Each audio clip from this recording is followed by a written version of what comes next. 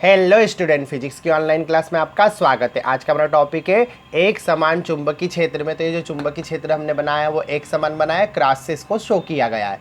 ठीक है, वृत्तीय मार्ग में गति करने के लिए अब ये जो आवेशित कण है ये वृत्तीय मार्ग मतलब वृत्ताकार पथ पर क्या कर रहा है, गोल गोल घूम रहा है। तो वृत्तीय मार्ग में गति के लिए वृत्तीय मार्ग की त्रिज्या मतलब इसके सेंटर से इसकी कितनी त्रिज्या के पथ पर ये क्या कर रहा है, गति कर रहा है।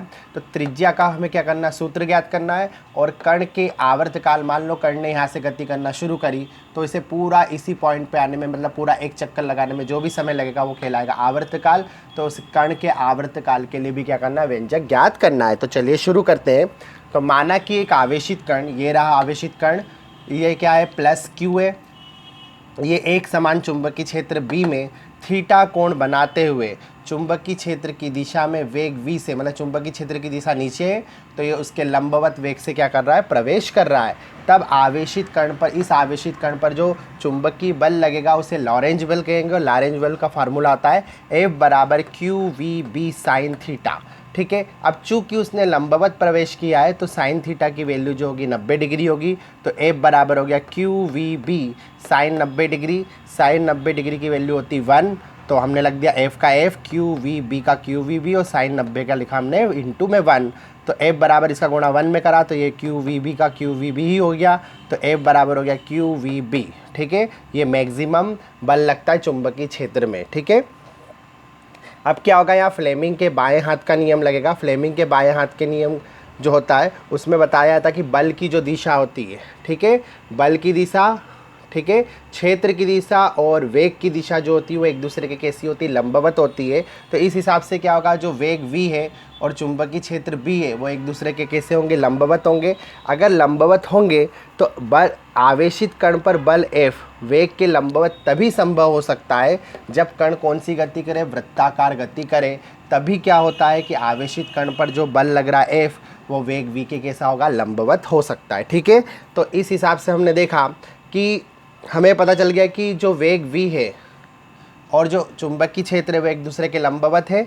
ठीक है, तो अब क्या करेंगे अपन, वृत्तीय मार्ग के लिए हमने बता तो दिया। अब इस वृत्तीय मार्ग के लिए आवश्यक जो लॉरेंज बल होगा, जो इस पर ये बल लग रहा है, असल में वृत्तीय गति करने के लिए इसे क्या प्रदान कर रहा है। आप देखिए सारा बल सेंटर की तरफ जा रहा है। इसका मतलब ये हुआ कि जो लॉरेंज बल इस पर लग रहा है वो असल में इसको अभिकेंद्र बल प्रदान कर रहा है। किसके लिए, वृत्तीय गति करने के लिए। ठीक है, तो जो लॉरेंज बल है वही अभिकेंद्र बल है, एक तरह से हम ये बोल सकते हैं। तो लॉरेंज बल जो है वो बराबर है किसके, अभिकेंद्र बल के। तो हमने लग दिया QVB।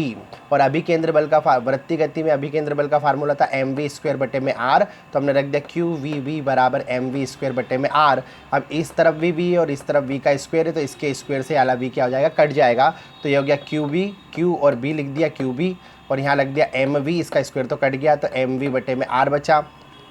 ठीक है, ये r आया ऊपर तो QB कहाँ गया, नीचे।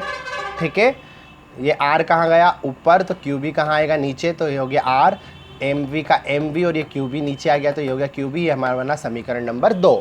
ठीक है, अब हम जानते हैं द्रव्यमान गुणित वेग जो होता है वो संवेग होता है p। तो हम इसे mv की जगह p भी लिख सकते हैं। तो हमने लिखा r का r, mv की जगह हमने p लिख दिया और QB का क्या लिख दिया, QB। तो ये वृत्तीय पथ पर गति करने के लिए दोनों समीकरण यूज़ कर सकते हैं। अगर संवेग देंगे तो ये वाला समीकरण यूज़ कर सकते हैं और अगर द्रव्यमान और वेग दे तो न्यूमेरिकल में वाला फार्मूला हम यूज़ कर सकते हैं। वो न्यूमेरिकल की बात है, यहाँ तो आप डायरेक्ट लिखो। ठीक है, अब देखते हैं, ये तो हो गया क्या, वृत्तीय मार्ग में की त्रिज्या के लिए फार्मूला। अब हम निकालते हैं कण का आवर्तकाल। तो जो कण का आवर्तकाल होता है वो वृत्तीय मार्ग की परिधि और वेग के मतलब बटे के बराबर होता है, मतलब उनके अनुपात के बराबर होता है। तो इसका फार्मूला है कण का आवर्तकाल वृत्तीय मार्ग की परिधि बटे में वेग। ठीक है, तो आवर्तकाल समय होता है तो इसे t से शो कर दिया। वृत्तीय मार्ग की परिधि का फार्मूला था 2πr, तो हमने 2πr लिख दिया। वेग तो v है तो v का v लिख दिया। ठीक है, अब इसमें जो ये r है तो हमको समीकरण 2 से हम r की वैल्यू यहाँ पर रख देंगे। तो t का t, 2π का 2π, v का v और इस r की जगह रख दिया हमने mv बटे में QB यहाँ से।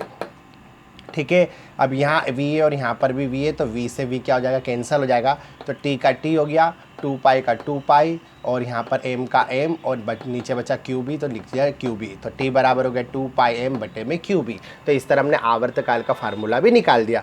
तो उम्मीद है आप समझ गए होंगे कि वृत्तीय मार्ग में गति करने के लिए उसकी त्रिज्या का व्यंजक कैसे ज्ञात किया जाता है और उसके आवर्तकाल का व्यंजक कैसे ज्ञात किया जाता है। अब मिलते अगले वीडियो में अगले टॉपिक के साथ, तब तक आप पढ़ते रहिए। Best of luck for your exam.